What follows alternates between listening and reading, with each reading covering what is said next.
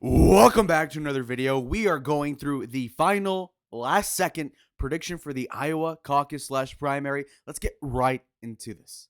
First and foremost, this is a picture of DeSantis. This is an important this is a visual representation of what his standing looks like in politics right now. It's stressed out. It's kind of pudgy. It's uncomfortable.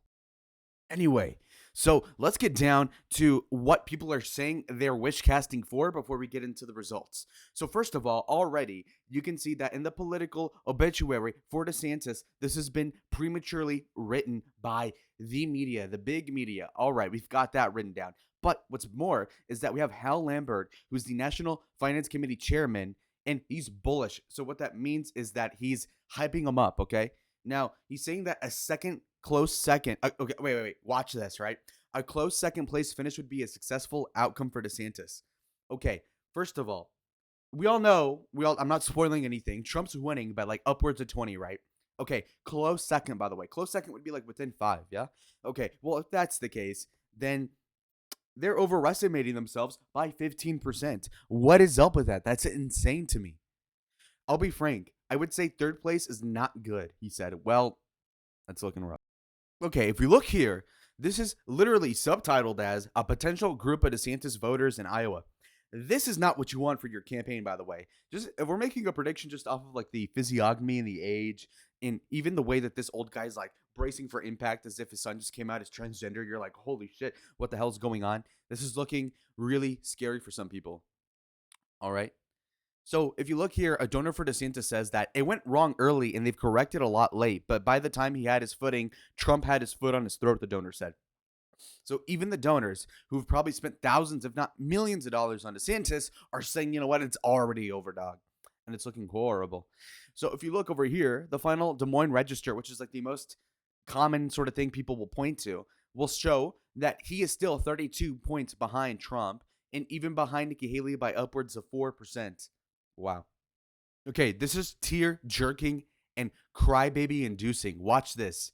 A DeSantis donor was questioned over the campaign's assertion that the polls are wrong, saying there is some accuracy in the polls because they all say the same thing. But the donor added that anything is possible. Could he catch lightning in a bottle? Everybody's kind of frozen right now, says the donor. Well, isn't that kind of insane, folks? So he's saying, you know what? Maybe the polls are wrong. But then the donor smartly says, you know what? All the polls have us losing by 30. And there's the problem. And he's like, well, anything is possible. When somebody says anything is possible, no, it's not possible, dog. Really? I mean, it's like saying, oh, I'm a junior in college. My GPA is 1.0. It could be a 4. Anything is possible. Not unless you go to college for another 12 years, man. Really? Another low-key reason why he's going to lose the election.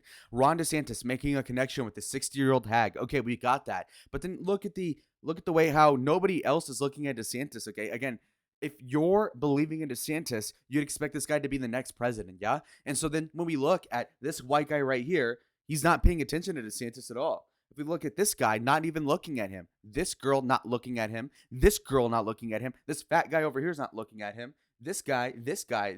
Nobody's looking at DeSantis. What the hell? And he's literally right here. If it were Trump, everybody would be staring at him. What the hell is this? Again, another one. Look at this. He's literally looking at the crowd of people, and then the people in the crowd are not even looking at him. What the hell is this? No, seriously. 90% of the people are looking away. And you could say, oh, they're looking at something else. Maybe that's why the picture looks inopportune. Okay, what are they looking at? The polling numbers? Because maybe then that would get their attention. And looking like, wow, why am I at this DeSantis rally when there's better candidates? I don't know. So we've got the most accurate pollster, we can say, writ large over the past 5 years. We've got the Trafalgar polling group, Insider Advantage, we like to call them as well. You've got this. We look at this, we notice some things, right? So the question is precisely this. If the president if the 2024 Republican caucus were held tomorrow, who would you most likely support for president? People who answer this are likely to vote only includes candidates receiving more than 0.5%, basically. Okay, but if you look at this, you'll notice right off the jump, Trump is getting 52.1%, leading DeSantis, the next candidate, by about 32.8%. Okay, so Ron DeSantis is polling at 19.3%, Nikki Haley at 18.5%, Vivek Ramaswamy at 6.5%, Asa Hutchinson, unfortunately still in the race, 0.7%. Okay, Chris Christie's out. Undecided is 2.9%. Okay. Undecideds historically and writ large is going to be the undecided vote is going to go for Trump. And so if that's the case, then Trump is leading by a net 35% for starters.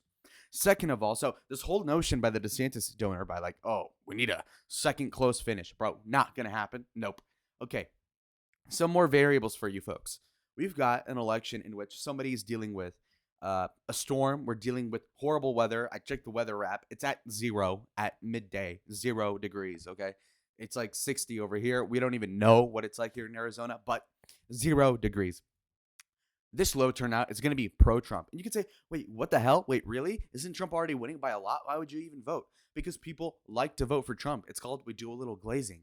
These DeSantis people are not going to vote because they're dispirited because they're going to lose. And so the only reason why you'd vote for anybody other than Trump is so that either Ron or Nikki can get second place, and then they can grift off of that for their next election in New Hampshire. But what's most unfortunate is that it's looking like Nikki Haley might beat DeSantis at second place. Meanwhile, she's focusing most of her energy in New Hampshire. So to quote a Red Eagle Politics, the most recent video he made, and I'm sourcing this because he follows this more than I do. But if you look at that, he has the final Iowa prediction being 54.7% for Trump, 18% for Haley, Ron DeSantis at 17.5, Vivek at 8.6, Asa Hutchinson at 1.2. If you look at that, you'll notice that I think I agree with the Trump number. It's evident that the undecideds will break undecided. I think it's like maybe 3 and 5 of them are going to go for Trump. Yeah. And then if you look at DeSantis, the momentum is just not in his way. If you look at the last several weeks, it's been more Nikki Haley. You could say the debate that happened this last week has kind of assuaged the polls, have basically said, you know what, maybe DeSantis is a little better as a debater. But I don't see that changing anything. As we can all see on my channel, we looked at the interviews with the undecided voters, and even there, it didn't look so promising for Ron. And so with that being said, it's very apparent to me and every folk that you can ever interview with any knowledge at all is that Ron DeSantis is trending down, Nikki's going up, which is not the best thing in the world. But as we all know, Nikki Haley is serving that cunt.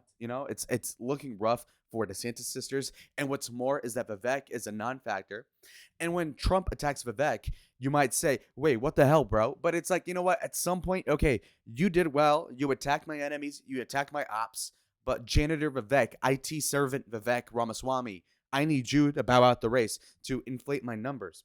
We're talking about the stat Patford of the primary, Donald J. Trump, where, what he does in the next couple months is inconsequential to this primary, or in this case, garbage time in the NFL. But we need to pad those stats. And so we need Trump to win by a higher margin so that we can desaturate the donor money going towards Nikki Haley and DeSantis so that more of it can go into the congressional and Senate Republican elections so that we can benefit off of that in 2024, which is this year, later on. So with that being said, we can look into the demography for the report for this poll, and we can look at exactly who was questioned for this, because I think that could be a pertinent thing. We like details on the channel. We have a 7-page slide presentation on the Trafalgar poll, and there's over 1,000 people questioned about this. The margin of error is up to 3%. So me guessing Nikki Haley over Ron is really just like an educated guess. We don't know yet. But like I said, the trends are pointing one way and the other, and so it seems to me as if there's really no way to slice it other than for the fact that if we have an election to which Trump wins by like 55%, Nikki Haley gets like 20, and Ron gets 19, let's say. Well, Nikki Haley's getting second place in Iowa, second place in New Hampshire at worst, and then goes to South Carolina with a relative advantage. Now, of course, she's going to lose regardless, but if Trump goes to jail or something, or he dies, then Nikki Haley's going to look like the one that's going to be president over Ron, and that's going to be a tragic thing. Or you might say they might join up to be each other's vice president, in which case, you have the top in Nikki Haley and the bottom in Ron DeSantis, which is unfortunate because things didn't look that way several months ago. But alas, here we are. Things change. Politics is a very flowing thing as well. We've got to really analyze it and just look at the polls. The polls are looking really nasty. The only thing you need to find, that one little cliff nail, is going to be who's going to win second place. I'm giving it to Namrata Haley, and it's looking tough for DeSantis. If he does lose Iowa by like going in third place, there's an increased chance of him dropping out. It'd be really good if he did, because if that's the case, then obviously we can save money and focus on the general election against Joe Biden for 2024, or hopefully Newsom comes in and spices things up. Anyway, I'll see y'all in the next video. Adios.